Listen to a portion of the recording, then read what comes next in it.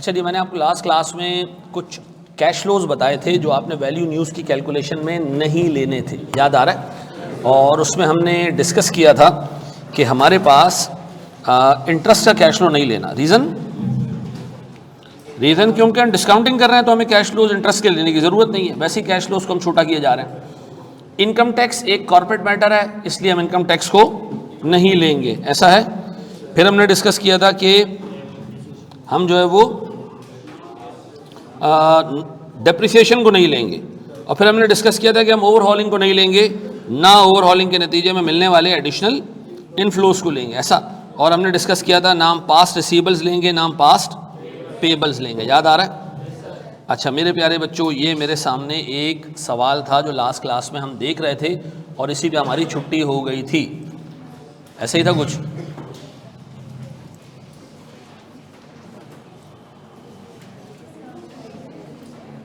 अच्छा जी, ये किया घर जाके अटेम्प्ट करने की कोशिश की?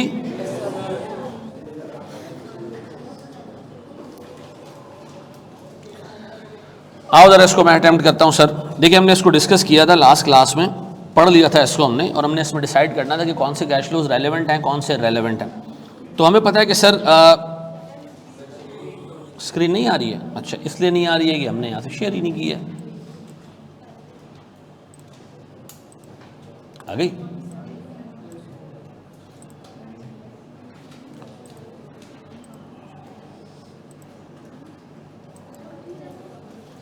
चले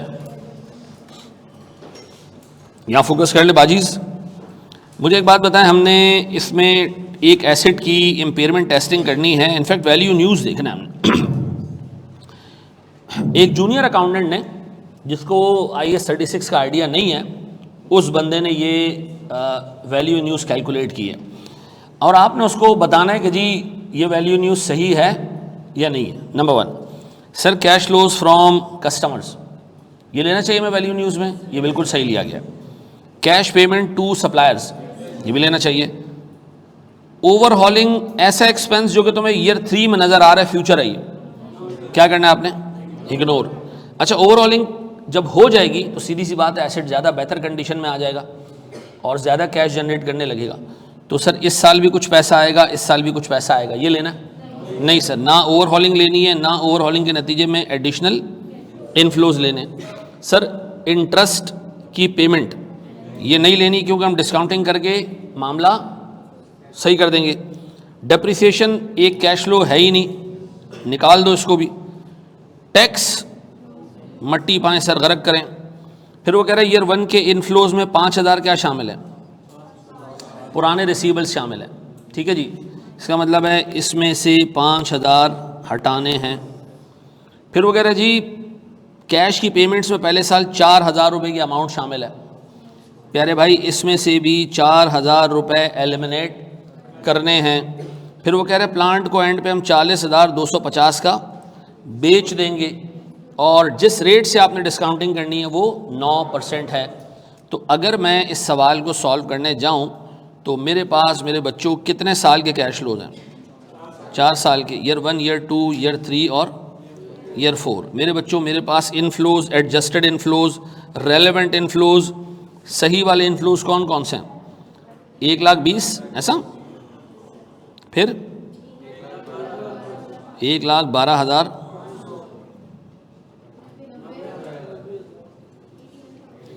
81, और मेरे प्यारे बच्चों हमारे रेलेवेंट आउटफ्लोज, करेक्ट आउटफ्लोज 40।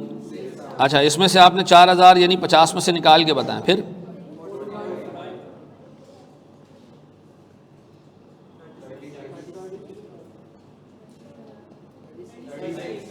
ये 36 है, खुद ही देख लें सर। 32,400। अब बताएं जी, इसके अलावा तो सारी रेलेवेंट चीज़ें थी, ऐसा। पास रिसीवेबल नहीं लेते ना, हटा दिया ना, पास रिसीवेबल हटाया ना हमने, तभी तो ये इस तरह है। पास पेबल्स भी हटा दिया हमने, ठीक है जी, ऐसा है। सारा और अब्दुलरहमान क्लियर हुई? अच्छा जी, फिर मेरे पास एंड में रेजल वैल्यू कितने की? 40,000।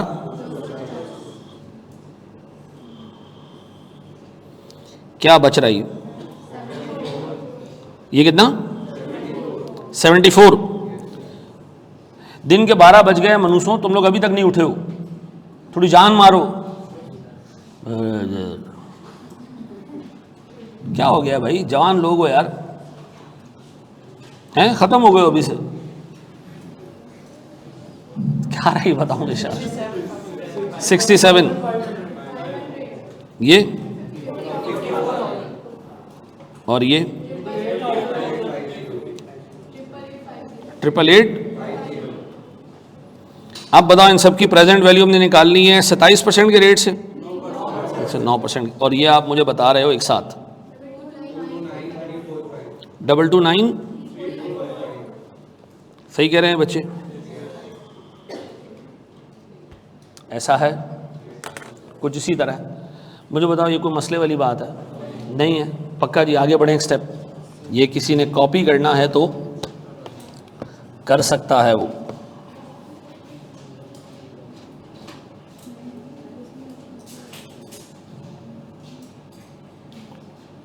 फाइनल कहीं आज तो नहीं है? अच्छा कल है। लड़कियां भी क्रिकेट देखती हैं? हैं? अच्छा अच्छा। जी मेरा बच्चा, वो अभी देख रहे हैं हम। असल में मसला ये है कि जिसको मैंने होमवर्क डालने का काम दिया है ना, वो एक क्लास आगे चल रहा है। जो चीज़ें हमने आज पढ़नी है ना, उसका होमवर्क एक दिन पहले आ रहा है। मुझे उसको ज़रा फाइन ट्यून करना है, क्योंकि ये क्लास में हम थोड़ा सा स्लो हमने पढ़ा है, तो हम थोड़ा सा पीछे रह गए, तो होमवर्क एक स्टेप आगे चल रहा है। कोई टेंशन नहीं, आज मैं उसको क्लियर कर दूंगा, ठीक है? हैं?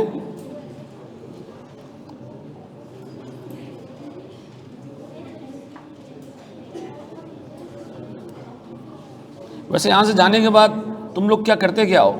कितने बजे घर पहुँच जाते हो?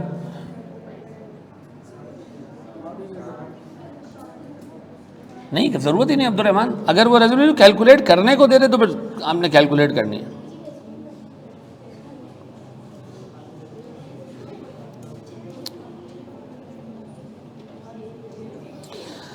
अच्छा मेरे प्यारे बच्चों, बोर्ड पे देखिएगा, सारी चीज़ें 2 मिनट के लिए छोड़ दो, ठीक है जी?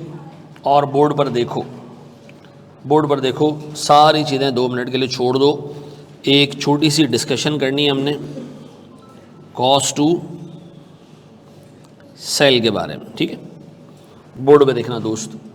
सर मैं अज्यूम कर रहा हूँ कि हमारी एक कंपनी है,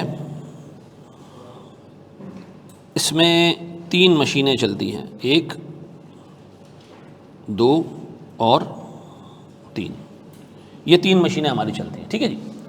हम सोच रहे हैं कि ये दरमियान वाली मशीन को हम क्या करें, बेच दें, ठीक है जी? इसको हम क्या करें, डिस्पोज कर दें। डिस्पोज का मतलब है निकालो, बाहर करो उसको, डन। तो मैंने सोचा कि अगर मैं इसको डिस्पोज करने जाऊंगा तो मुझे इस मशीन को ऑल द वे उठा के लेके जाना पड़ेगा, कहाँ पर? मार्केट में। ऐसा है, ये हमारी मार्केट है सर। मार्केट अगर लेके जाएंगे तो सीधी सी बात है क्या आएगी, ट्रांसपोर्टेशन कॉस्ट आएगी। ट्रांसपोर्टेशन कॉस्ट आएगी, इसे अज्यूम करो ये आ गई है 5,000 रुपये की। डन है? ये बात समझ आती है? अच्छा फिर सर इस मशीन को एक बंदा चलाता है जिसका नाम है ए, इस मशीन को चलाता है एक बंदा जिसका नाम है बी, और इस मशीन को जो कि हमारे पास मौजूद है इसको चलाता है सी, ठीक है जी? या केस ऐसे कर देते हैं कि जिस मशीन को आप बेच रहे हो ना, इसको 3 ऑपरेटर चलाते हैं, ए बी और सी। हम सोच रहे हैं जब ये मशीन ही चली जाएगी तो ये जो ए है ना, इसको हम फारिग कर देंगे। मिस्टर ए घर जाएं, मशीन तो नहीं है, आप क्या चलाएंगे आप यहाँ बैठ, इसको हम क्या कर देंगे, रिडंडेंट। ऐसा रिडंडेंट का मतलब कट ले बेटा। अब सीधी सी बात है, जब ये कटेगा तो क्या लेके जाएगा आपसे, थोड़े बहुत पैसे लेके जाएगा, सैलरी नहीं। आप उसको बाज़ औक़ात जो है वो अग्रीमेंट में लिखा होता है कि अगर आपने इसको एब्रप्टली निकाल दिया, इमीडिएटली निकाल दिया विद इमीडिएट बेसिस, तो आप जो है वो थोड़ा बहुत जो है वो कुछ पाई पैसा इसको दे के भेजना, क्योंकि ये बंदा दूसरी जगह नौकरी ढूंढेगा तो इमीडिएटली नहीं मिलेगी। इसको थोड़ा सा वक्त लगेगा। तो हमने सोचा कि हम इसको पैसे दे देंगे जी 5,600 रुपये इसके 3 महीने का 3 महीने का क्या कहते हैं उसको, तनख्वाह। डन। अच्छा, बी को हम कहेंगे जनाब बी भाई आपको जाना पड़ेगा लाहौर। आपको हम क्या कर रहे हैं, रीलोकेट कर रहे हैं। लाहौर वाली फैक्ट्री में आपके जैसे लोगों का काम है, आपने वहाँ जाना पड़ेगा क्योंकि आपका जो स्किल सेट है उसको जो है वो हमारे यहाँ पर कोई उसकी मशीन नहीं है, और इसकी रीलोकेशन पे खर्चा आएगा 2,000 रुपये का। ठीक है जी। अच्छा, जो सी है इसको हम कहेंगे सी एक जवान आदमी है, ये मशीन चलाता था, इसको हम ट्रांसफ़र कर देते हैं मशीन इस वाली मशीन पे, लेकिन इस वाली मशीन के लिए इसको क्या करना पड़ेगा, रीट्रेन करना पड़ेगा। इस पर खर्चा आएगा 1,000 रुपये का। एक ट्रेनर बुलवाना पड़ेगा, इसको ट्रेन करना पड़ेगा। अब तक के कितने खर्चे हो चुके हैं इस मशीन को अगर आप डिस्पोज करते हैं तो, एक मार्केट ले जाने का खर्चा, फिर 3 एम्प्लॉयज़ जो उस मशीन पे काम करते हैं, एक को फारिग करने का खर्चा, एक को रीलोकेट करने का खर्चा और एक को रीट्रेन करने का खर्चा। ये बात समझ आती है। अच्छा, फिर सर जब हम मार्केट जाएंगे ना तो मार्केट में हम इसको बेचने की कोशिश करेंगे। बेचने की कोशिश करेंगे तो हम क्या पे करेंगे, ब्रोकरेज। गौर से सुनना, अब मैं ब्रोकरेज पे करने जा रहा हूं, ये मैं एक ब्रोकर ढूंढ रहा हूं कि मुझे को ब्रोकर मिल जाए तो मैं उसके थ्रू ये मशीन बिकवा दूं। अच्छा, ब्रोकर मुझे मिला एक, उसका नाम था असलम। असलम ने कहा मैं ये मशीन आपकी बिकवा दूंगा, आपने मुझे से 10,000 रुपये की ब्रोकरेज देनी है। मैंने कहा ठीक है। असलम के बाद हमें एक बंदा मिला जिसका नाम था गोपाल। ये गोपाल हमारा एम्प्लॉई है, ये वहीं घूम रहा था। उसने कहा सर ये असलम भाई से अकेले नहीं बेची जाएगी, कुछ कानूनी कार्रवाई है, कुछ मसले मसाइल हैं, वो इसका मैं एक्सपर्ट हूँ, तो आप एक काम करें मुझे भी ज़रा खिदमत करने का मौका दें। हमने कहा हाँ हाँ तुम तनख्वाह ले रहे हो, कर लो खिदमत। उसने कहा सर मेरी बेगम ने टेंडे मंगवाए, मैं वहाँ जा रहा हूँ, अगर तनख्वाह में काम कराना है तो मैं हाजिर नहीं, थोड़े पैसे ऊपर दें। ठीक है जी, ये ऊपर का काम है मेरा, ये बिजनेस नहीं है सर, ये मतलब मेरा कंपनी का काम नहीं है, ये तो मैं आपको ऐसी एक ग्रेशियस एक सर्विस दे रहा हूँ अपनी मर्जी से। तो कंपनी ने कमिट कर लिया, ठीक है हम तुम्हें 2,000 रुपये दे देते हैं। मुझे पता है इन दोनों ब्रोकरेजेस में फ़र्क क्या है। एक हम पे कर रहे हैं एक एक्सटर्नल पार्टी को और दूसरा हम पे कर रहे हैं एक इंटरनल एम्प्लॉय को। क्या ये इंटरनल एम्प्लॉय की ओरिजिनल तनख्वाह है जिसके लिए जिस पे इसको हायर किया गया है, या ये इस काम का एक स्पेसिफिक मुआवजा है जो हम इसको दे रहे हैं? सर एक स्पेसिफिक मुआवजा ऐसा है, ये बात समझ आती है। अच्छा, अब गौर से सुनना, अब अगर सर इसको हम बेचने जाए ना तो इस ब्रोकर ने, इन दोनों ब्रोकर ने हमें कहा कि सर एक काम करना पड़ेगा, डॉक्यूमेंट बनवाना पड़ेगा। ठीक है जी, एक सेल डीड बनवानी पड़ेगी, डॉक्यूमेंटेशन पे खर्चा आएगा सर 1,500 रुपये का। मैंने कहा ठीक है। उसने कहा सर एक वकील बुलवाना पड़ेगा जो ये कागज़ देखे, चीज़ें देखे और हमें बताया कि हमने सही तरीके से इसको बेचा या नहीं बेचा। उस वकील की कॉस्ट आएगी से 1,600 रुपये। और जब वकील इस डॉक्यूमेंट को देख लेगा, वेरीफाई कर लेगा कि सही बना हुआ है, तो फिर हम ले जाके इसको रजिस्टर करवाएंगे इस डॉक्यूमेंट को किसी डेवलपमेंट अथॉरिटी के पास, किसी ऐसी अथॉरिटी के पास जिस पे ये काम करवाना ज़रूरी है। ये कुर्सी बेचने के लिए हमें किसी डेवलपमेंट अथॉरिटी के पास जाने की ज़रूरत है? नहीं। हर एक एसेट के लिए ज़रूरी नहीं होता, कुछ एसेट्स के लिए ज़रूरी है, कुछ के लिए ज़रूरी नहीं है। अब अज्यूम करो यहाँ ज़रूरी है, तो सर हम रजिस्ट्रार के पास जाएंगे, 1,200 रुपये या से 1,700 रुपये उसको भी देंगे। अब बताओ अब तक कितना खर्चा हो चुका है? ट्रांसपोर्टेशन का खर्चा, redundancy cost, relocation cost, retraining cost, brokerage, external party को भी इंटरनल पार्टी को भी, डॉक्यूमेंटेशन के चार्जेस, लीगल चार्जेस, ठीक है जी, रजिस्ट्रेशन चार्जेस, ये सब कुछ करने कराने के बाद जब हम कंपनी वापस आ रहे होंगे तो रास्ते में लोग कहेंगे ओ लांती 3 मशीन होती थी तुम्हारी फैक्ट्री में, एक निकल गई, अब क्या करोगे, खत्म हो गए हो तुम लोग, तबाह हो गए हो तुम लोग। हमने कहा यार ये तो गालियाँ पड़ रही। हमने कहा भाई एक काम करो, मार्केटिंग करो, अपनी इमेज को रिस्टोर करो। ठीक है जी, एम्बेसडर लेकर आओ। तो हमने क्या किया, एक पीआर एजेंसी को कहा कि यार ये तो तो हमें जलील हो रहे हम। तो पीआर एजेंसी ने कहा काम तो ऐसे ही किया कि तुम लोगों ने जलील होने वाला काम है, मशीन बंद कर दी तो इसका मतलब प्रोडक्शन कम हो जाएगी। हमने कहा ये मशीन पहले ही खराब थी, ये बात आवाम को बताओ कि इस मशीन के जाने के बाद हमारे लॉसेस कम हो जाएंगे, हमारे प्रॉफिट्स बढ़ जाएंगे। इस मशीन की वजह से आउटपुट की क्वालिटी ख़राब आ रही थी, अब नहीं आएगी। तो हमने क्या किया, ऐड लगाना शुरू किया टीवी के ऊपर, फेसबुक पे ऐड लगाना शुरू किए। अब नई जिद्दत के साथ नया आज़म, नया हौसला, ठीक है जी, खुली खुली मशीनें, पहले तंग पड़ी हुई थी ना, ज़बरदस्त काम, प्रोडक्ट की क्वालिटी इन्हेंस, जो बॉटल नेक्स थे, ख़राब मशीनरी सब निकाल दी। इस मार्केटिंग में हमारा ख़र्चा हो रहा है से 15,000 रुपये का, ऐसा। अब मैं आपसे ये जानना चाह रहा हूँ इसमें कौन कौन सी कॉस्ट है जो आपकी कॉस्ट टू सेल में आएगी। कॉस्ट टू सेल वो खर्चा है जो इस मशीन को बेचने के लिए ज़रूरी था। क्या ये ट्रांसपोर्टेशन एक्सपेंस बेचने के लिए ज़रूरी था? Yes sir. तो मैं इसको नंबर दे रहा हूँ 1, ये एक ज़रूरी खर्चा है, ये कॉस्ट टू सेल है। क्या रिडंडेंसी कॉस्ट पे करना एक ज़रूरी खर्चा था? नहीं सर, ज़रूरी नहीं है। ये तो आपने एम्प्लॉय को फारिग करने के पैसे दिए, मशीन बेचने के थोड़ी हैं। आप तो इस एम्प्लॉय को जॉब पे रख लेते, कोई टेंशन नहीं था। इसको फारिग करने की वजह से आपको पैसा पे करना पड़ा ना, मशीन बेचने की वजह से थोड़ी पे करना पड़ा। तो ये हमारे पास कॉस्ट टू सेल में नहीं आएगा। ये जो बी को आपने रीलोकेट किया, भैया आपका डिसीजन है, मशीन बेचने से इसका कोई ताल्लुक नहीं है। मशीन बेचने के बाद अगर आप ये ना भी करते तो ये खर्चा बच जाता आपका, ज़रूरी नहीं है।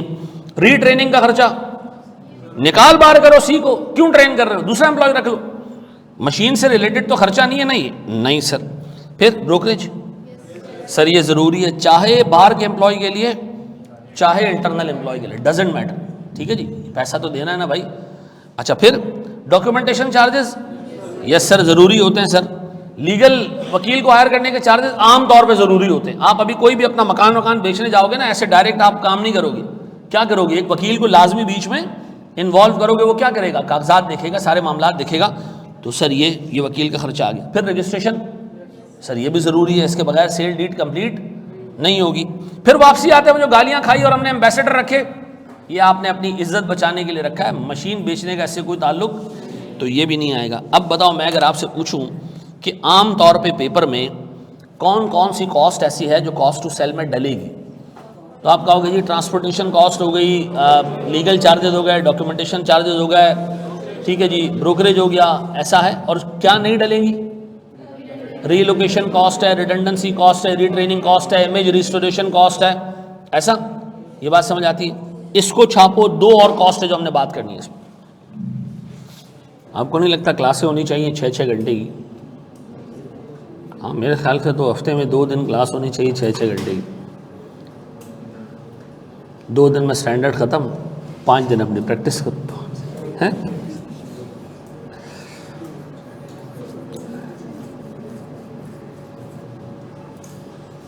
मैंने एक कोर्स किया था किसी ज़माने में, उस कोर्स का नाम था ACT, एसोसिएट कॉर्पोरेट ट्रेजरार्स, ठीक है जी, वो ट्रेजरी के लिए होता है। तो दुबई से मैं कोर्स कर रहा था, 1 हफ्ते की उसकी क्लासेस होती हैं। मैं दुबई से उसकी क्लासेस लेने गया, 8 घंटे की 1 दिन की क्लास होती थी, और 5 दिन में 40 घंटे की 50 घंटे की क्लासेस हुई। कुछ उसने लाइव पढ़ाया, कुछ उसने रिकॉर्डेड दे दिया, और इसके बाद हम पाकिस्तान वापस आ गए और उसके बाद में तैयारी की। मुझे बड़ा अच्छा लगा मॉडल, लेकिन आप लोग यहाँ पर इतनी एब्जॉर्प्शन पावर नहीं है, ठीक है जी। PRC जहाँ से किया वहाँ होती थी, वहाँ 5-5 घंटे की क्लास है। अच्छा, वो तो पूरे PRC की होती होगी ना। मैंने कहा एक सब्जेक्ट इतनी देर लेना, ये तो थोड़ा सा जो है वो है। क्या चीज़?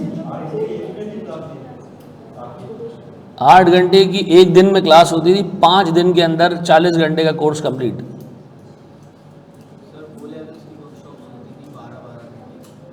वो इफेक्टिव रहती है फिर। मैं तो जब 8 घंटे की क्लास लेता था, शुरू के 5-6 घंटे फिर थोड़ी हिम्मत होती थी, आखिरी 2 घंटे तो बस हम कह रहे थे बस जान छूटे, ख़त्म हो, घर जाके पढ़ेंगे। हैं सुबह 8 से रात 10। हमारे यहाँ अनफॉर्चुनेटली ये सबसे बड़ा मसला है। मैं अभी इंडिया से बुक्स ख़रीदी हैं, तकरीबन कोई 13-14 लाख रुपए की, और वो किताबें ऐसी ख़रीदी हैं कि इंडिया में एक बच्चा है, उसको मैं फ़ोन करता हूँ, वो बुक्स परचेज़ कर लेता है, उसको स्कैन करता है और PDF मुझे भेज देता है, ठीक है ना। किताब फिज़िकली नहीं आती है, ठीक है, लास्ट ईयर में मैंने मंगाई थी, इस साल भी मैंने मंगवाई हूँ। उधर एक सब्जेक्ट पे आपको 35-36 तो ऐसे राइटर्स मिल जाएंगे जो कमाल के राइटर्स होंगे। हमारे यहाँ लोगों ने किताबें नहीं लिखी, वर्कशॉप दी है, पैसा कमाया, हमने भी पढ़ा है, पैसा कमाया हमने, रिसर्च वर्क नहीं किया हमने। अच्छा जी, आगे बढ़े। एक बात बताओ, मेरे पास एक एसेट है, पाजी अल्लाह के वास्ते चुप हो जाएं, क्यों लड़ रही हैं आप सामने वाले से? ये एक एसेट है मेरे पास, ठीक है। इस एसेट की कैरिंग अमाउंट हमारे पास है 50,000 रुपये। मैं इसको अभी उठा के बेच दूं तो ये बिक जाएगा 70,000। कितने का मुझे गेन हो जाएगा? 20,000 का। इस गेन के ऊपर लगेगा 30% के हिसाब से टैक्स। ये कौन सा टैक्स है? मनुष्य टैक्स। अगर इनकम पे लग रहा है तो इनकम टैक्स है ना, है या नहीं है? किस चीज पे लगा? ये इनकम पे लगा। कितना? अब मुझे बताओ, 6,000 रुपये का टैक्स देना पड़ गया। अब मेरा प्लानिंग मैनेजर मुझे कह रहा है कि ये एसेट आपने बेचा, 6,000 का टैक्स लग गया। मैंने कहा गधे, ये एसेट बेचने पे टैक्स नहीं है, ये गेन कमाने पे टैक्स है। अगर गेन नहीं होता तो टैक्स नहीं होता, भले मैं एसेट बेच रहा हूं, कोई टेंशन नहीं है। तो मुझे बताओ, ये जो टैक्स लगा है, ये इस गेन पे लगा है, इनकम कमाने पे लगा है, या एसेट बेचने पे लगा है?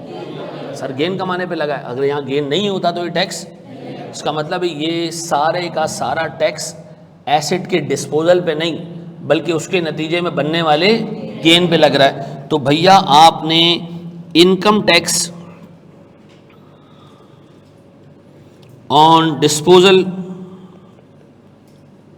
गेन्स, ये भी आपने क्या करना है? इग्नोर करना है कॉस्ट टू सेल में। क्यों? ये एसेट बेचने का खर्चा थोड़ी है, ऐसा है नहीं है। ये तो गेन हुआ तो उस पर टैक्स लगा है, गेन नहीं होता तो?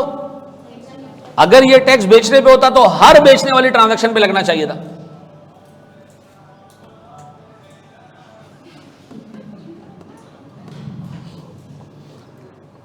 हाँ जी, बढ़े हम आगे।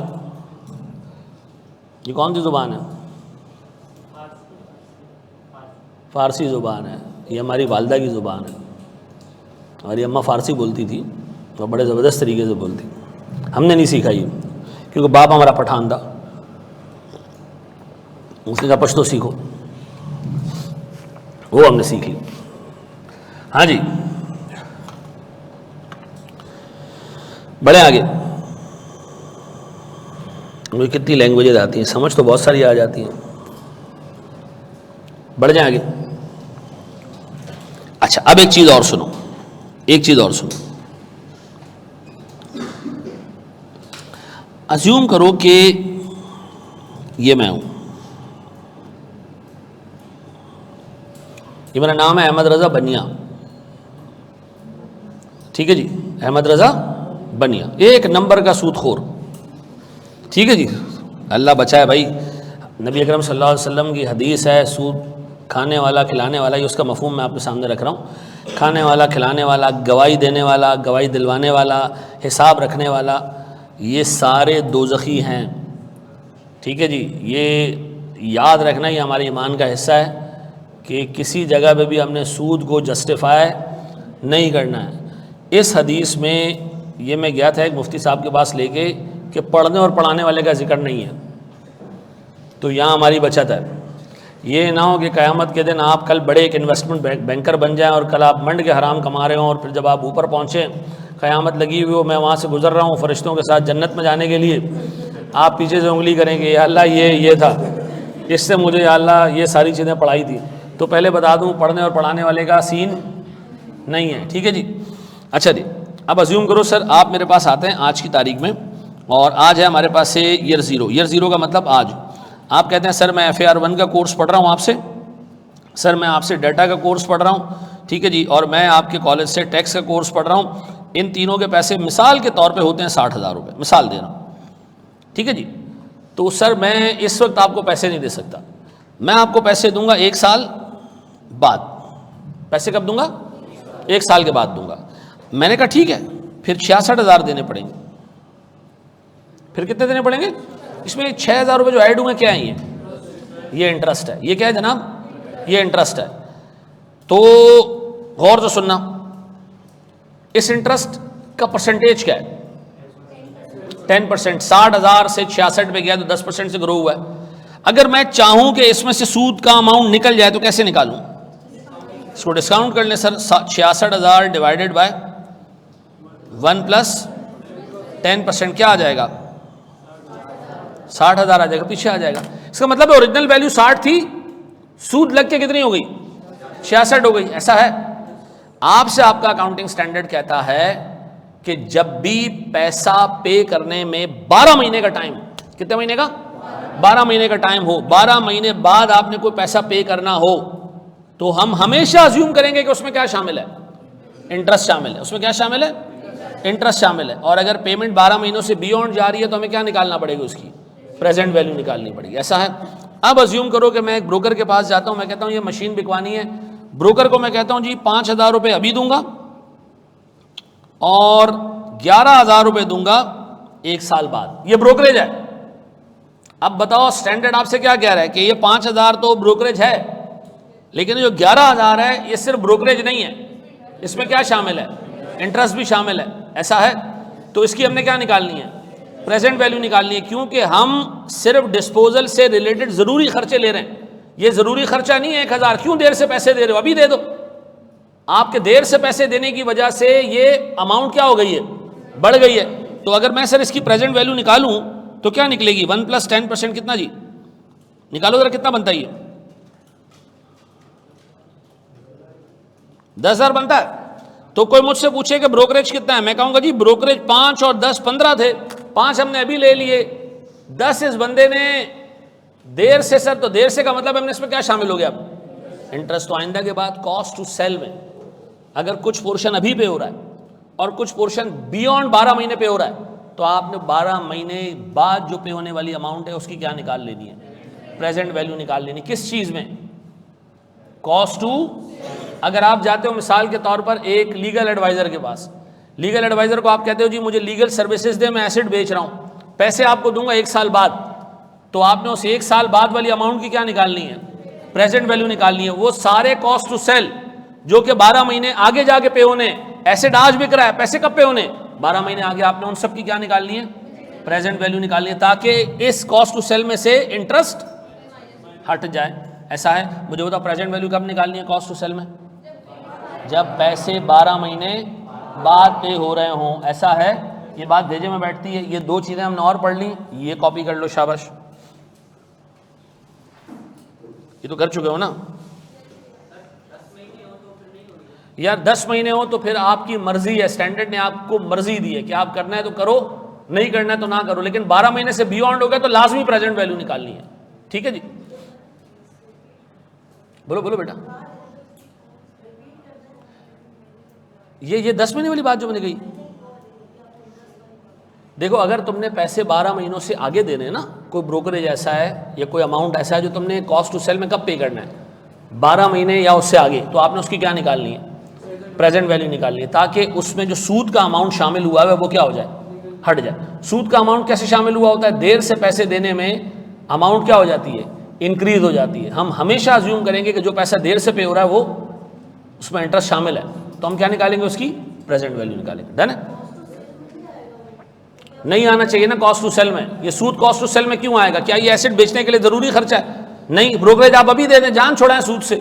ये तो आप देर से पैसे दे रहे तो ज्यादा देने पड़ रहे हैं। एक ब्रोकर आके आपको कहता है जी 15,000 रुपए तो एसेट बेच के दे दूंगा, आप उसको कहते हो नहीं मैं देर से पैसे दूंगा, ज्यादा दे दूंगा, लेकिन अभी नहीं है। तो भाई बनते तो 15,000 है ना, ज्यादा अमाउंट तो नहीं बनती ना। वो तो आपकी अपनी जो है वो सुस्ती, काहली या पैसे ना होने का रीजन है। ठीक है जी।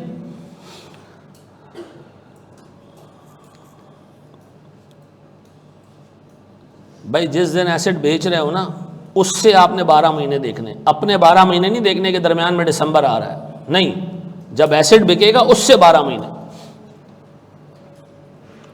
ये कॉपी करो, मैं एक और दफा बता देता हूं, एक सवाल दे देता हूं, उसमें ज्यादा क्लियर हो जाएगा।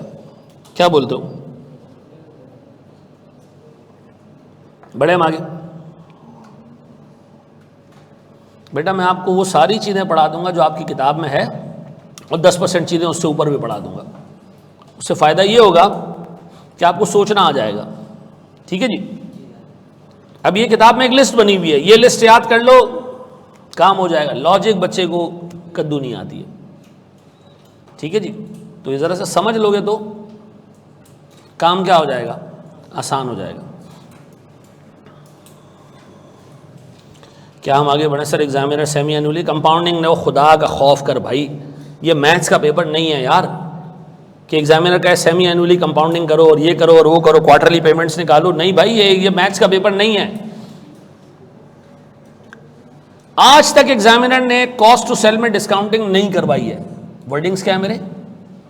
आज तक, आज के बाद नहीं, कोई वईद नहीं है सवाल में डाल। लेकिन ये डालना कि सेमी एनुअली कंपाउंडिंग हो तो क्वार्टरली कंपाउंडिंग हो तो इफेक्टिव रेट निकालेंगे और फिर ये करें, नहीं भाई। बड़े हम आगे दोस्त, इतना नहीं सोचो मेरे प्यारे भाई। जी मेरा बच्चा, नहीं बेटा, क्लास की टाइमिंग हुआ करेगी आपकी 10 बजे से।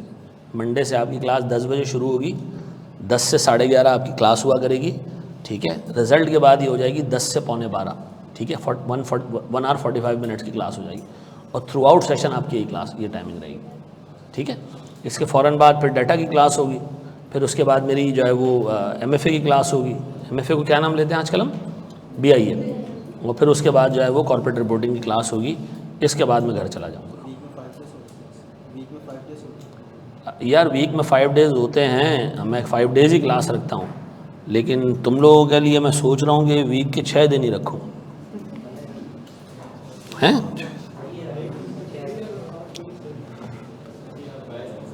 क्या चीज़?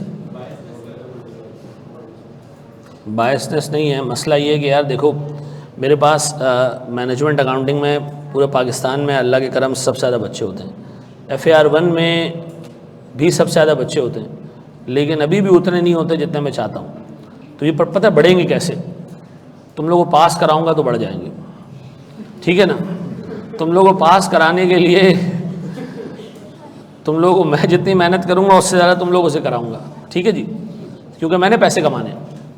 ठीक है जी, तो ये एक ऐसा सिनेरियो है जो विन विन है। ठीक है जी, आपका भी फ़ायदा है, मेरा भी फ़ायदा है। ठीक है जी, देख लेते हैं, कोई मसले वाली बात नहीं। बढ़ जाए आगे।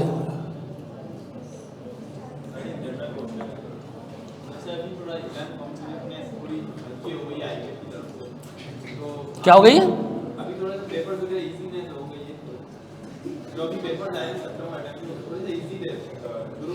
Costing smiling in the corner हैं? और हाँ हाँ, थोड़े से इजी आए थे, यानी कि किसी ने अगर प्रैक्टिस करी थ्रू आउट द सेशन तो वो निकाले। तो आगे आपको क्या लगता है? और बच्चे देखो एक चीज़ याद रखो, मैं तुम्हें हल्फन एक बात बता रहा हूँ। हल्फन का मतलब है बंदा कसम खा के एक बात बता सकता है। ठीक है, मैं कसम का वर्ड यूज़ नहीं करता क्योंकि मैं कसम खाता नहीं हूँ। एक मिनट, हेलो यार, मेरी जब ये क्लास ख़त्म होना एडमिन, तो ये वीडियो ज़रा चला देना जो मैं बताने जा रहा हूँ। हमने अभी कल परसों फेसबुक पे पोस्ट डाली कि ARTT का नंबर चेंज हुआ है। ठीक है जी, तो अभी एक बच्चा कह रहा है कि मुझे एक कॉल रिसीव हुई है कि जी ARTT में आपका डाटा जो है ना वो डिलीट हो गया है, तो डाटा रिट्रीव करने के लिए हमारे सिस्टम में कोड आएगा, वो आपको देना पड़ेगा। तो वो व्हाट्सएप उसका हैक करना चाह रहा था, तो वो कोड आया और वो उधर कोड दे दें। तो ये बच्चा थोड़ा होशियार था, इसने जो है वो हैं मेरे पास जो है ना थोड़े टाइम पहले आया था कि आपका एक पार्सल रिसीव हुआ है, तो आप बताएं कि मैंने कहा ठीक है, मैं वो बन गया कि ठीक है। मैंने कहा मुझे किसने पार्सल भेजा है? कह रहे किसी ने भेजा है, तो आपके पास अभी व्हाट्सएप पे कोड आएगा तो दे देना कोड। मैं कहा ठीक है। आप कह रहे आया कोड? मैंने कहा जी कोड आया। उसने कहा क्या कोड है? मैंने कहा आपका नाम क्या है? कह रहा है सफदर। मैंने कहा सफदर की ये कोड है। ठीक है ना? तो आइंदा के बाद आपके पास भी आए ना तो आप इसी तरह जवाब दें। फिर उसने पंजाबी में 2-3 मोटी मोटी गालियाँ मुझे भी दी, लेकिन फिर मैंने उसको पंजाबी अपनी भी सिखाई। ठीक है जी।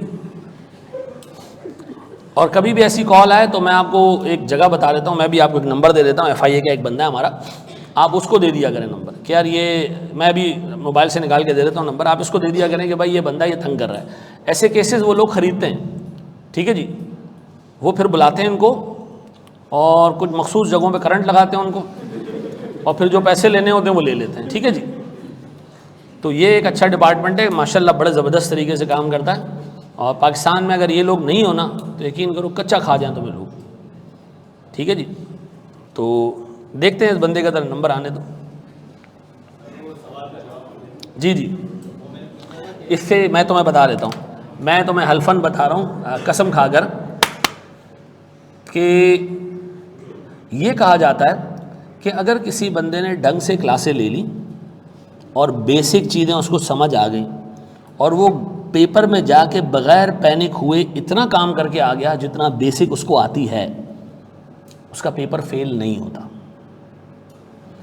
मसला तुम लोग के साथ ये होता है कि एक तो कोर्स कंप्लीट नहीं करते हो, आधी पौनी क्लासें लिए हैं, नंबर 2 ये करने के बाद फिर चीज़ें याद भी नहीं रहती तुम लोग।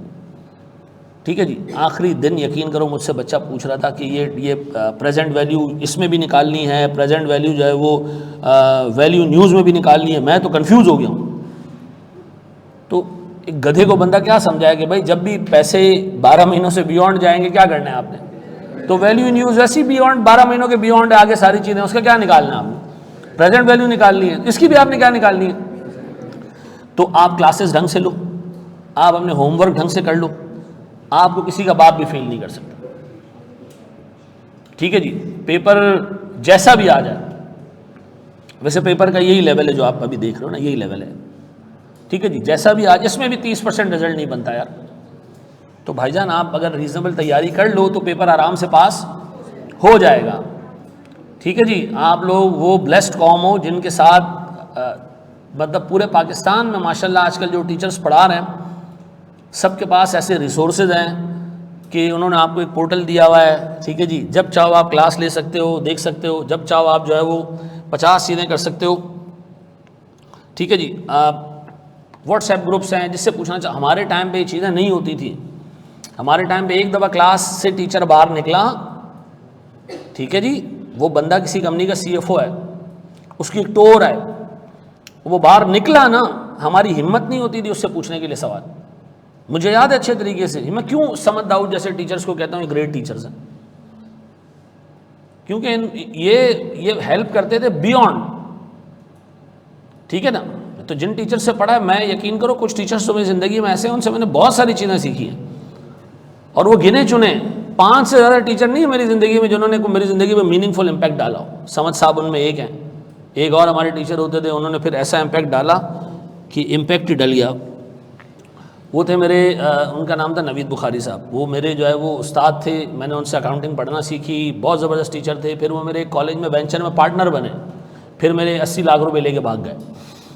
ठीक है जी। तो लेकिन खैर फिर कोविड के टाइम पे उन्होंने मुझे फ़ोन करके बहुत माजरत की और मैंने माफ़ भी कर दिया। लेकिन तो मैं बता रहा हूँ उस्ताद हर जगह सिखाता है। ठीक है जी। तो ये 2 टीचर हो गए। एक टीचर जो शायद रिजवान मनाई साहब होंगे जिनसे मैंने टेक्स्ट पढ़ा था फाइनल का एक रीजनेबल हद तक। इन अपार्ट फ्रॉम दैट मुझे नहीं याद पड़ता कि कोई चौथा टीचर भी होगा जिससे मैंने कोई चीज़ पढ़ी होगी। ये नहीं कि मैं किसी की डिसरिस्पेक्ट करूँ, मैं क्लासें ही नहीं ली हैं भाई, आगे बढ़े। मैं तुम लोग की तरह इतना ऑर्गेनाइज नहीं था भाई। पढ़ता था मैं आखिरी के 1.5 महीना, लेकिन कुत्तों बिल्लों वाला फिर पढ़ता था। 18 घंटे 16 घंटे बैठ के पढ़ता और पास हो जाता था मैं। एक अटैम्प में मैंने 5 पेपर पास किए। ठीक है ना।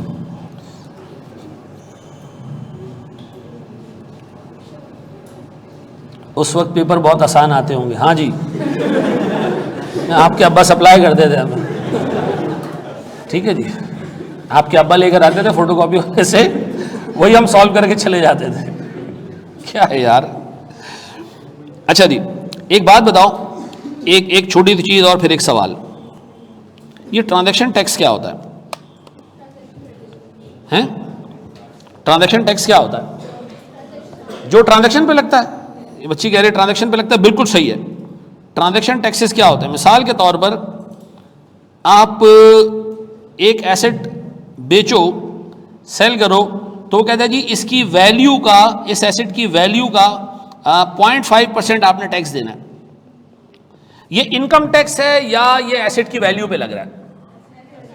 एसेट की वैल्यू पे लग रहा है, ऐसा है। जब भी बेचोगे 0.5% टैक्स देना पड़ेगा। पाकिस्तान में जितने लोग शेयर्स बेचते हैं ना, तो इन शेयर्स पे बेचने पे एक टैक्स लगता है which is called CVT, capital value tax. ये किस पे लगता है? वैल्यू पे लगता है, शेयर्स की वैल्यू के ऊपर। ऐसा अज्यूम करो पाकिस्तान में जो वैल्यू टैक्स है वो इस एसेट के बेचने के ऊपर भी। चिल्लर बेचने जाऊंगा तो अगर 5 लाख का चिल्लर बेचूंगा तो मैं 1% के हिसाब से 500 रुपए का टैक्स पे करके आऊंगा, ऐसा है। तो मुझे बताओ ये इनकम टैक्स है या ये वैल्यू बेस्ड टैक्स है? तो ये जब भी एसेट बेचोगे तब देना पड़ेगा, और नहीं बेचोगे तो ये गेन पे टैक्स है, डिस्पोजल पे टैक्स है। तो सर आप इसको वैल्यू, आप इसको जो है वो कॉस्ट टू सेल में लेंगे, ऐसा। तो कौन सा टैक्स कॉस्ट टू सेल में डालना है हमने? वो टैक्स जो एसेट की वैल्यू पे लग रहा है। वो टैक्स जो इनकम पे लग रहा है वो नहीं डालना, ऐसा। ये लिस्ट हमने कर ली कंप्लीट। अब मैं आपसे लिस्ट पूछूंगा एक दफा और फिर आपको एक सवाल दूंगा इसको, ठीक है।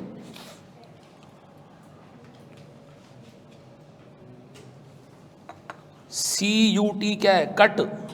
CVT है कैपिटल वैल्यू टैक्स। एसेट की वैल्यू पे लगता है ये टैक्स। जब आप बेचने जाओ किसी, अच्छा देखो मिसाल के तौर पे पाकिस्तान में आप कोई भी मकान खरीदने जाए ना तो आपको टैक्स देना पड़ता है 1% ऑफ द वैल्यू, ऐसा। ये भी एक टैक्स है किसके ऊपर? खरीदने के ऊपर। मैं बात कर रहा हूं किसके ऊपर? बेचने के ऊपर। तो बेचने में भी टैक्स होता है, पाकिस्तान में बेचने पे नहीं है। किसके ऊपर है? खरीदने के ऊपर। बेचने जाओ तो पाकिस्तान में इनकम टैक्स है, CVT नहीं है पाकिस्तान, सिवाय शेयर्स के ऊपर, ठीक है। बड़े हम आगे दोस्त जी, मेरा बच्चा कोई सवाल है किसी का? हम आगे बढ़ जाए। बड़े अच्छा मेरे प्यारे भाई बताओ, हमने क्या क्या चीज़ें कॉस्ट टू सेल में नहीं लेनी? हमने सर रिडंडेंसी कॉस्ट नहीं लेनी, हमने रिलोकेशन कॉस्ट नहीं लेनी, हमने रीट्रेनिंग कॉस्ट नहीं लेनी, हमने मार्केटिंग कॉस्ट नहीं लेनी, हमने इंटरेस्ट नहीं लेना, हमने इनकम टैक्स नहीं लेना। लेना है तो फिर क्या लेना है सर? हमने ट्रांसपोर्टेशन कॉस्ट लेनी है, ब्रोकरेज लेनी है, चाहे इंटरनल हो चाहे एक्सटर्नल हो, रजिस्ट्रेशन कॉस्ट लेनी है, लीगल कॉस्ट लेनी है, डॉक्यूमेंटेशन चार्जेस लेने, और वो टैक्सेस लेने जो एसेट की वैल्यू पे लग रहे हैं, ऐसा है। आओ उधर एक सवाल सॉल्व करते हैं। तैयार हो?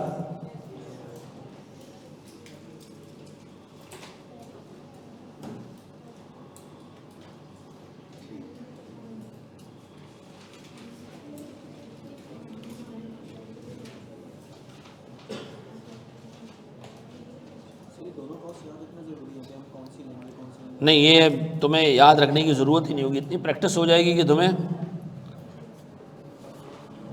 चलो जी, ये हमारे पास एक लिस्ट है, आपने मुझे बताना है यस और नो।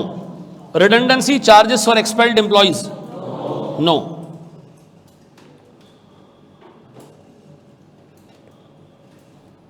फिर sir retraining charges, no. Relocation charges, transportation charges, brokerage incremental to own employees, brokerage incremental to external, brokerage non incremental. क्या मतलब? ये क्या होता है? आप उसको कहेंगे बेटा ये ब्रोकरेज का काम भी कर दे, तनख्वाह तो तेरे को वैसे ही मिल रही है ना। एक मैंने इसको पकड़ा, ये हमारा एम्प्लॉई है, मैंने कहा ये कैमरा बिकवाना है। उसने कहा सर मैं तो इस काम के लिए कंपनी में नहीं हूँ। मैंने कहा यार तो तू जब ये कैमरा बेचने जाएगा तो उस टाइम पे तो कंपनी में नहीं होगा ना, तो तेरी कंपनी तो छुट्टी हो जाएगी, और काम तो क्या कर रहा होगा? दूसरा कर रहा होगा, तो इफेक्टिवली तो कंपनी का ही काम हुआ। ये मासूम आदमी है, ये चला गया कैमरा बेचने के लिए। वापस आया तो उसने कहा सर इसके कुछ पैसे मेरे ब्रोकरेज के। मैंने कहा ये लो 2000 रुपये। फिर इसको मैंने सैलरी दी 98,000। इसने कहा सर मेरी सैलरी तो 1 लाख रुपए। मैंने कहा ये 2000 उस छुट्टी के जो तू यहाँ से गया था। तो इसने कहा सर आपने तो यही बेगैरती की ना, 1 लाख बनते रहे तो 1 लाख ही दे दिए। मैंने कहा हाँ। तो अब मुझे एक बात बताओ, इस काम के कोई अलग से पैसे दिए एम्प्लॉय को आपने? तो नॉन इंक्रीमेंटल का मतलब है कि आप एम्प्लॉय को अपनी सैलरी में से ही बता दो कि सैलरी का ये पोर्शन इस काम का है, बाकी तरह यहाँ बैठने का, कोई एडिशनल अमाउंट ना दो, तो ये हमारे कॉस्ट टू सेल में नहीं आएगा, ऐसा है।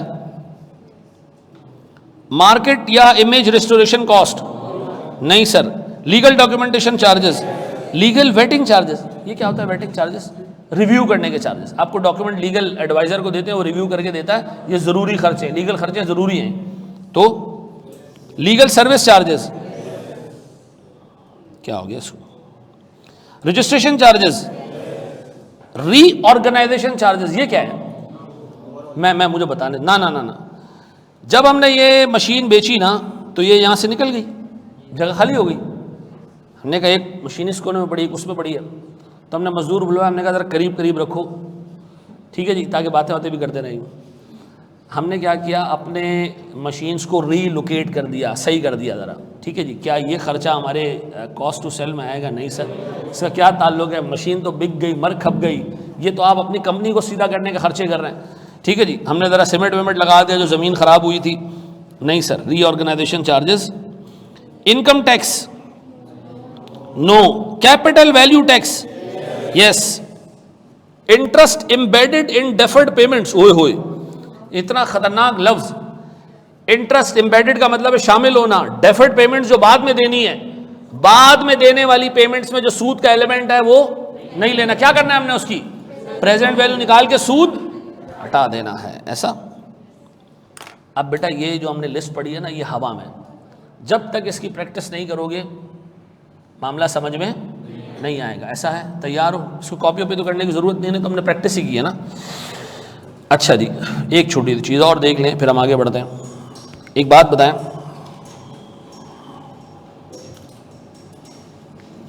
बकरी घूम रही के अंदर है? एक सवाल में आपको कहा गया कि पहले साल के इनफ्लोज हैं 500 और आउटफ्लोज हैं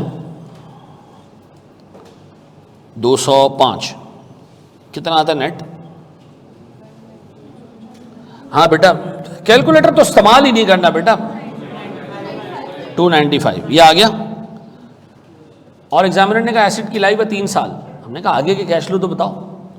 उससे कहा जो कैश फ्लोज हैं वो 5% से इंक्रीज होंगे। तो एक तरीका तो ये कि आप सेल भी 5% से इंक्रीज करें, ये भी 5% से इंक्रीज करें। लेकिन अगर आपको पता है कि जी 5% एक ही रेट है, तो बजाय दोनों को इंक्रीज करने के इस नेट अमाउंट को इंक्रीज कर दें 5% से। बताओ अगले साल का कैश फ्लो कितना होगा? 10%, 5% बढ़ाओ इसको 1.05। ये तो पता है ना, 5% बढ़ाने के लिए हम मल्टीप्लाई करते हैं किसी चीज़ को 1.05 से। सर ये क्या होता है भाई? नहीं कर 1.05 से मल्टीप्लाई, ऐसे कर दे 1 + 5%, कितना आ रहा है देखो, 309, 310 कर दूं। अब इसको 5% बढ़ाओ, 325 कर दूं बेटा। अब बताओ आपने प्रेजेंट वैल्यू किसकी निकालनी है? इन 3 अमाउंट्स की निकालनी है। बाज़ औक़ात एग्जामिनर सिर्फ 1 साल का डाटा देता है और फिर आपको क्या कहता है, बाकी के कैश फ्लोज को, नेट कैश फ्लोज को 5% बढ़ा दो या गिरा दो। गिराने को कहता तो 95% से मल्टीप्लाई कर देते, ऐसा। बढ़ाने को कहेगा तो देखो, बाज़ औक़ात एग्जामिनर हर साल का कैश फ्लो नहीं देता। सिंपल क्या करता है, पहले साल का कैश फ्लो देता है और फिर क्या कहता है उसके बाद कि अगले सालों में इनको 5% से बढ़ा दो या कम कर दो, ऐसा। कुछ ना कहे तो फिर हम अज्यूम करेंगे हर साल का कैश फ्लो यही है। जैसे हमने पिछले सवालों में किया, एनुअल कैश फ्लो इतना है, तो हमने हर साल में क्या ले लिया? सेम ले लिया। सर हमने तो कोई ऐसा सवाल नहीं किया, मुझे तो कुछ याद नहीं आ रहा। इधर देख लो गजनी, ये सवाल क्या था, क्या लिखा था इसके अंदर? मशीन 1 में एनुअल इनफ्लो कितने का? 105। यहाँ आपने क्या लिया था? 105, 105 और 105 लिया था, नहीं लिया था? उसे सिर्फ 1 साल का कैश फ्लो बताया था। व्हाट इफ क्यों तो मैं ये कहते कि 5% से बढ़ रहे हैं कैश फ्लो, तो 105 को 5% बढ़ा लेते हम, ऐसा है। तो एग्जाम में वो सवाल आपको ऐसे भी कर सकता है कि कैश फ्लोज सब सालों के अलग अलग दे दे, जैसे आपको इस सवाल में दिया हुआ था कि हर साल का कैश फ्लो अलग अलग है, हर साल का अमाउंट बताया हुआ था। और बाज़ औक़ात वो आपको क्या कहेगा, पहले साल का अमाउंट बता देगा और बाकी के लिए क्या कहेगा कि इसको 4% 3% 6% 5% 8% क्या कर दो, बढ़ा दो, ऐसा है। आओ मेरे प्यारे बच्चों, एक सवाल सॉल्व करते हैं हम जिसमें ये सब कुछ अब तक जो हमने कवर किया आ रहा हूँ। ये किसी ने कॉपी करना?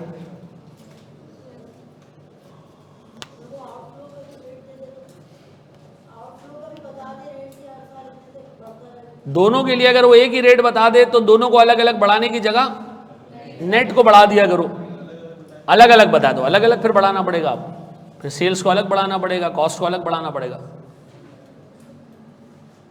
FAR 1 में सबसे मुश्किल कौन सा टॉपिक है? मैं आज आपको हल्फन एक चीज़ बता रहा हूँ, आपको किसी टॉपिक में फील ही नहीं होगा कि ये मुश्किल है। सारे पास पेपर क्लास में हो जाएंगे, कब पता चलेगा पता है कि मुश्किल टॉपिक कौन सा है? जब तुम पूरे टाइम पढ़ोगे नहीं और आखिर में रजिस्टर उठाओगे तो रजिस्टर तुम्हारे हाथ में आ जाएगा। ठीक है जी, ये मैं आपको बता रहा हूँ, आसान भाषा में मैंने आपको बता दिया। ठीक है जी, जी बोलो बोलो।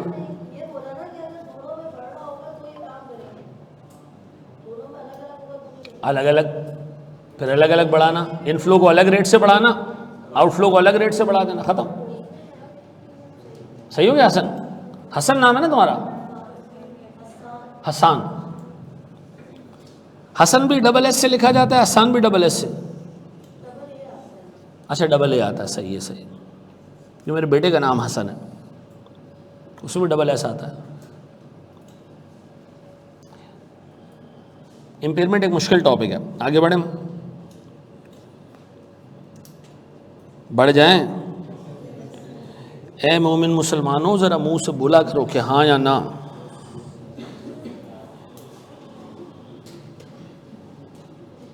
घर में भी तुम लोग इतने खामोश रहते हो।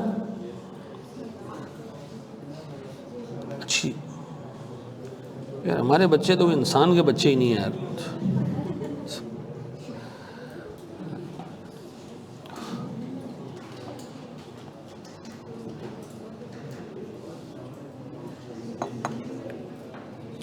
ऐड नहीं होगा भाई, कॉस्ट टू सेल में शामिल करना है उसको,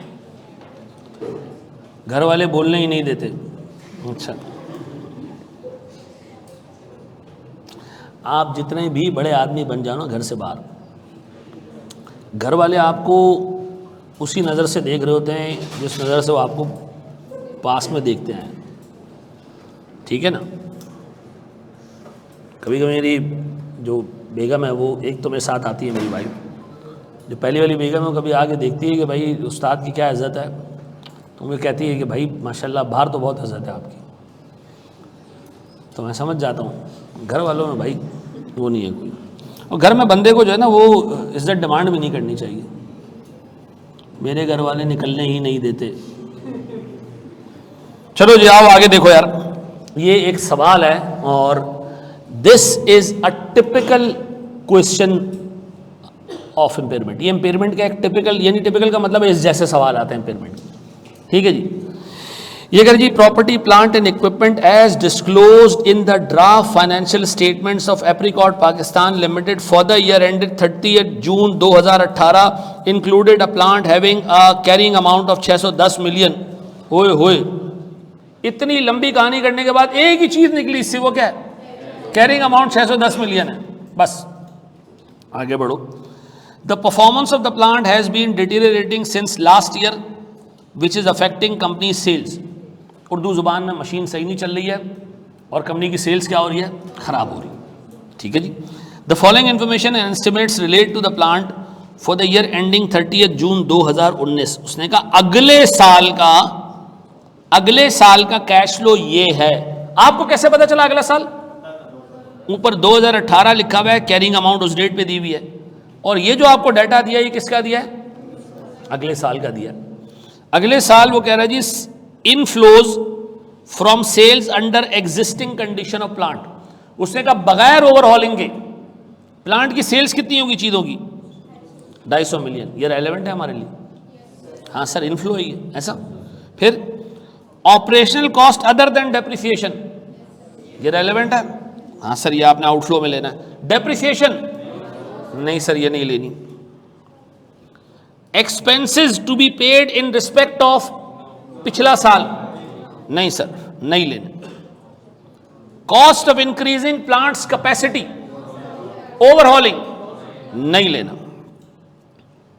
एडिशनल इनफ्लोज आफ्टर ओवरहॉलिंग नहीं लेना, इंटरेस्ट ऑन लोन नहीं लेना, मेंटेनेंस कॉस्ट ये लेना है सर, हम ये हमारी फॉरबिडन लिस्ट में शामिल नहीं है, तो ये तो आपने लेना है। फिर टैक्स पेमेंट्स ऑन प्रॉफिट्स नहीं लेना, तो बहुत सारी चीजें तो नहीं लेनी है।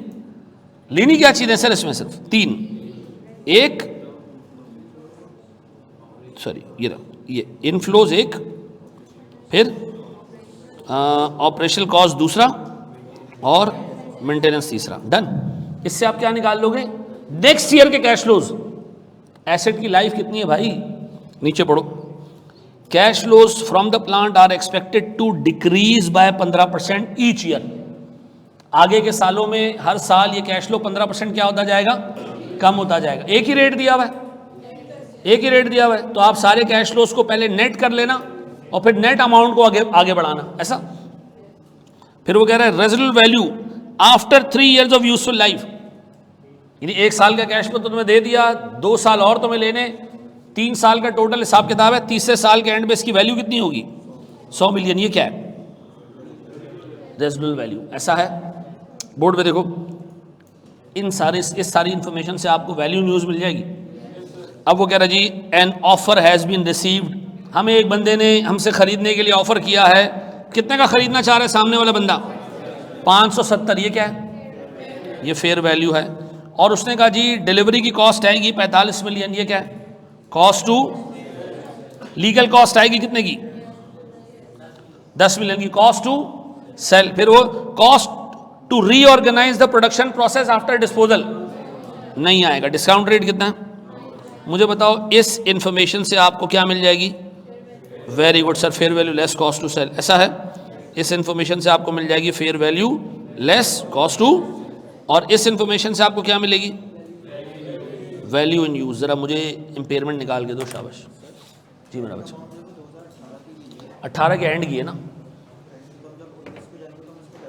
नहीं नहीं, क्यों करोगे? आपने इंपेयरमेंट 18 के एंड में तो देखनी है। कैरिंग अमाउंट 18 यानी आज की लेनी है तुमने, तो फेयर वैल्यू भी आज की लेनी है और वैल्यू न्यूज भी आज की लेनी है।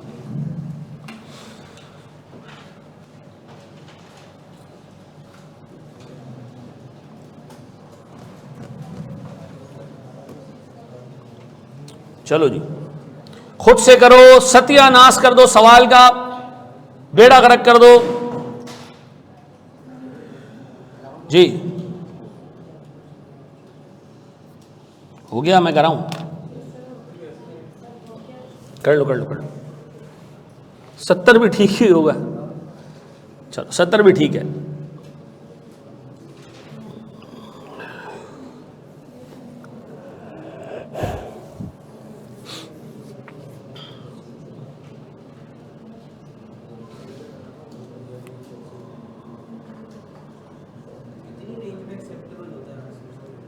एग्जामिनर वर्किंग देखता है, एंड फिगर के नंबर नहीं होते।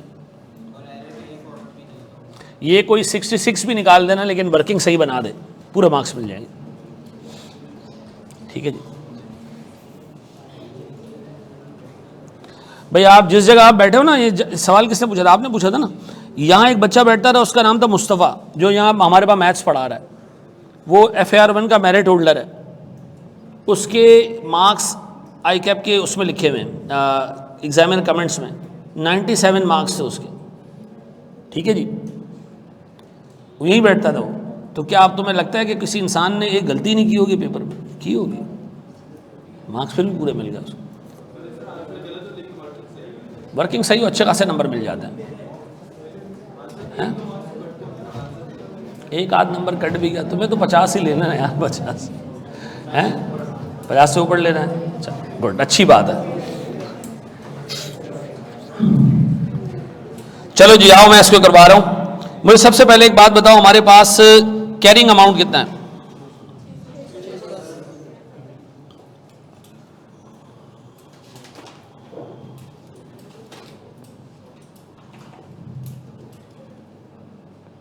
हो गया? मुझे बताओ मेरे प्यारे भाई, मेरे पास कैरिंग अमाउंट है 610 और मेरे पास रिकवरेबल अमाउंट कैलकुलेट करना है मुझे अभी। सबसे पहले fair value less cost to sell. Fair value कितनी है भाई? 570। और कॉस्ट टू सेल में हमारे पास दो चीज़ें आ रही हैं जो लेनी है और एक हमने इग्नोर करनी है। वो क्या? 45 और 10, डिलीवरी कॉस्ट और लीगल कॉस्ट। 50 क्या आ रहा है? 500। ये आगे जी हमारे पास fair value less cost to sell. अब क्या रह गई है? Value news. वैल्यू न्यूज़ के लिए सबसे पहले कितने साल? 3 साल। 1, 2 और 3। मेरे प्यारे बच्चों मुझे बताओ, मेरे पास रेलेवेंट इनफ्लोज कितने? 250 इधर, फिर ऑपरेटिंग कॉस्ट 25 और मेंटेनेंस 15। ऐसा बस? मुझे बताओ ये नेट करो कितना आ रहा है? और वो कह रहे हर साल ये 15% कम हो जाएगा। किसी चीज को 15% कम कर दो तो कितना रह जाती है? 85%। तो क्या मैं इसको मल्टीप्लाई कर सकता हूं 85% से? क्या आ जाएगा? 178.5। इसको और कम करूं 15% तो 85% यहां से भी ले लो। 152 कर दूं आसानी के लिए? 251। अच्छा रुको रुको रुको रुको, अब इसमें मैं क्या डाल रहा हूं? मैं रेजोल्यूट वैल्यू कितने की? अब बताओ हमारे पास जो कैश फ्लोज आ रहे हैं वो है 210, 178.5 और 252। पक्का? अब इसकी हमने क्या निकालनी है? Present value. किस रेट से? 9% से। क्या आ रहा है ये? एक एक करके बताओ। पूरा बता रहे हो? 537। बस बेटा डेसिमल मैं नहीं करूंगा, आप लोग खुद करते रहना। ये आ गया 537। इन दोनों में हायर अमाउंट कौन सा है? सर 537। ये हो गया हमारा कितना? 73 या 72 जो भी है, एम्पेयरमेंट आ गया। ऐसा? ये सवाल आपके पास पेपर्स का क्वेश्चन था, ठीक है जी, और हो गया आपसे। अब आगे हमने जितने भी सवाल करने हैं ना वो आपके पास पेपर्स की करने। पक्का जी? बड़े एक सवाल और देखें, ये कॉपी करो मेरे बच्चों। जूम करेंगे बेटा, फिर आधा यहाँ हो जाता है आधा वहाँ हो जाता है। अभी किताब आ जाएगी तो तुम लोग वो देख लेना। लेकिन अच्छा एक काम और कर सकते हैं हम, वो ये कर सकते हैं कि जब मैं सवाल दूँ तो तस्वीर खींच के मैं ग्रुप पे डाल दिया करूँ। ग्रुप पे तो हो ना तुम सब, और मोबाइल में इंटरनेट भी है। बस नहीं है अब यार तुम लोगों को क्या चीज़? पैकेज डलवा ले, 3 रुपये में 18 घंटे का पैकेज आता होगा कोई। इंटरनेट तो ऐसे ही मिल रहा है आजकल, हैं?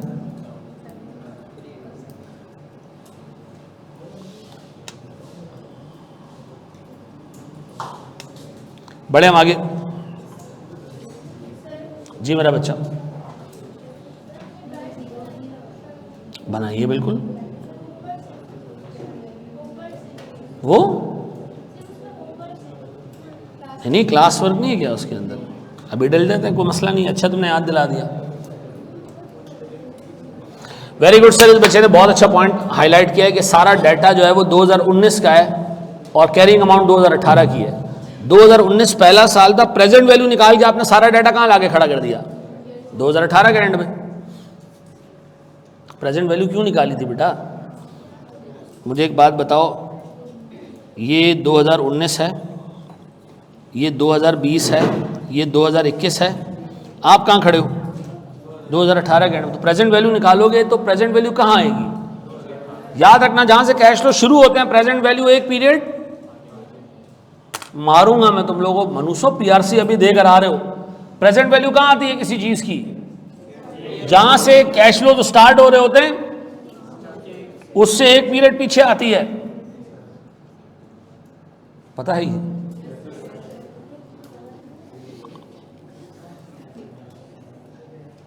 हाँ, ये एक अच्छा सवाल है। 85% क्यों किया? ऐसी मूड हो रहा था भाई। जब एक चीज मैंने 5 दफ़ा मैंने एग्जाम्पल दिए थे, सुनते नहीं हो तुम लोग। देखो मैंने कहा यार एक चीज़ को अगर एग्जामिनर कह रहा है कि 15% कम हो जाएगी अगले दफ़ा, तो अगर एक चीज़ 100 है, 15% कम होने के बाद कितनी रह जाएगी वो 85%। तो हमने 85 से मल्टीप्लाई कर दिया। उसने कहा अगले साल इसका भी 15% कम हो जाएगा। ऐसा बढ़े हम आगे आगे बढ़ जाएं। या अल्लाह तेरा शुक्र है। चलो जी एक स्टेप आगे बढ़ते हैं प्यारे भाई।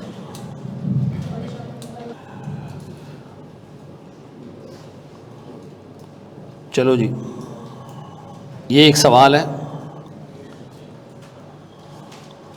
इसकी रिक्वायरमेंट है एम्पेयरमेंट निकालना है, तो मैं रिक्वायरमेंट छुपा रहा हूँ ताकि थोड़ा सा विजिबल हो जाए तुम्हारे लिए। साइड है। चलो जी मैं रीड करूँ इसको या खुद कर रहे हो? करो खुद। चलो जी आओ मैं इसको करवा रहा हूँ, बोर्ड पे देखना। पहले मैं एक चीज़ बता देता हूँ, फिर उसके बाद इसकी डिटेल बता देता हूँ, ठीक है। पेपर में जब भी आपके पास 2 रेट्स दिए होंगे, आपने प्री टैक्स रेट लेना है, पोस्ट टैक्स नहीं लेना। ये है क्या, इसके ऊपर एक डिस्कशन करनी है, डिटेल्ड अभी करनी है, लेकिन पहले सवाल सॉल्व कर लेते हैं, ठीक है। फिर मैं बता रहा हूँ कि हमने क्यों किया ये। अच्छा ये कह रहे जी Ahmed limited is considering to test one of its plants for impairment on 31 December 2023। Details are as under. 4,60,000 की कैरिंग अमाउंट है, 4 साल इसकी लाइफ है रिमेनिंग।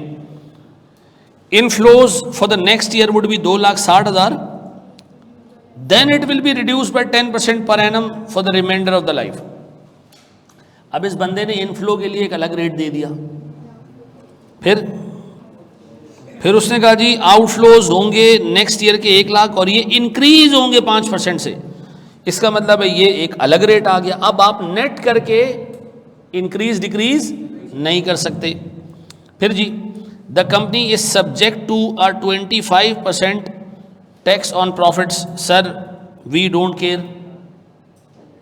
मट्टी पाओ जी depreciation is calculated on straight line basis. बकवास बात, हमारे लिए रेलेवेंट ही नहीं।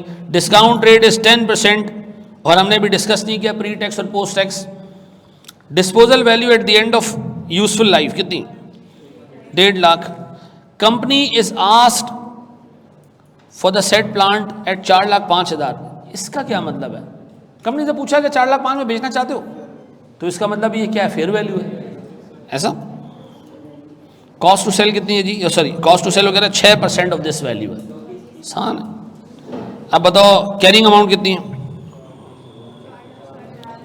अच्छा मुझे आप सवालों की नेचर देख के आपको अंदाजा हो रहा है कि सवाल इस पे किस तरीके से आएगा। कैरिंग अमाउंट कितना, 4,60,000। Recoverable amount we don't know कि है कितना वो, 1, 2, 3 और 4। मेरे प्यारे बच्चों मुझे बताओ इनफ्लोज कितने हैं पहले साल के, 2 लाख। तो ये अगले साल 5% या 10%, 10% कम होंगे, तो इसको आपने मल्टीप्लाई करना है किससे, 90%। देखो कितना आता, 2 लाख पूरे, फिर 2,10,000,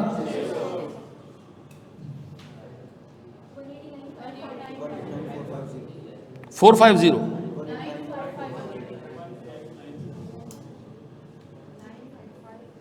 540 है। नशे तो 450 क्यों बोल लो। अच्छा जी आउटफ्लोज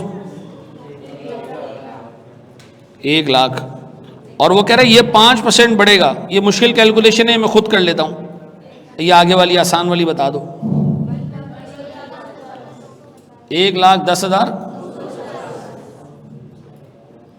ये 1,15,763 ऐसा ये हो गया। और बस एंड में डिस्पोजल कितने का, बस क्या फजूल सवाल था ये, क्या आ रहा है 1,60,000, 129 1000, 1 लाख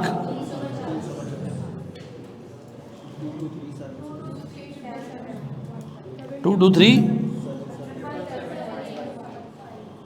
ऐसा मेरे बच्चों पक्का?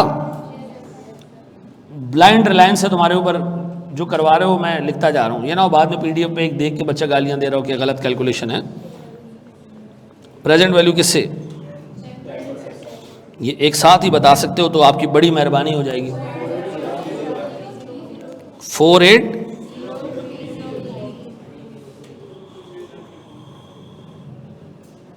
या अल्लाह तेरा शुक्र है। अच्छा फेयर वैल्यू है सवाल में? फेयर वैल्यू है कितने की? 4 लाख। और इसी में से 6% निकाल दो,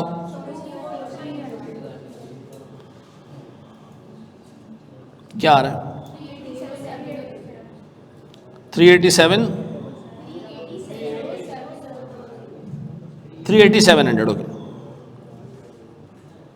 इन दोनों में से बड़ी अमाउंट कौन सी है? अगर आपने भंग नहीं पी हुई है तो ऊपर वाली अमाउंट आपको ज़्यादा बड़ी नज़र आएगी। ऐसा कितनी है जी? 4,80,000 जी। क्या है हमारी इम्पेयरमेंट की फिगर जी? नील।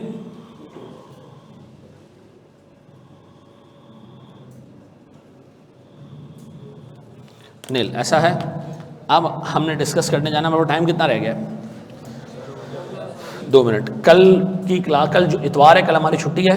मंडे को हम डिस्कस करेंगे प्री टैक्स पोस्ट टैक्स क्या होता है, ठीक है जी। और हम फिर स्टैंडर्ड को मज़ीद आगे लेके जाएंगे। मंडे को इसका हमने कुछ थियोरेटिकल एस्पेक्ट देखना है और कुछ और चीज़ें देखनी है, ठीक है जी। Thank you very much. अच्छा, ये मैं उस पर भी डाल रहा हूँ अभी, क्या नाम है अपना, ड्राइव के ऊपर।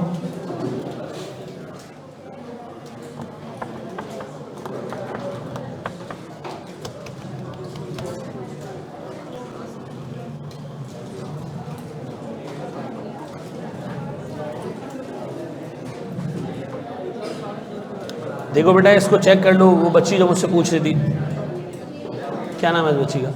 चेक करो मेरे बच्चे, उस पे आया, उस पे ड्राइव पे आ गई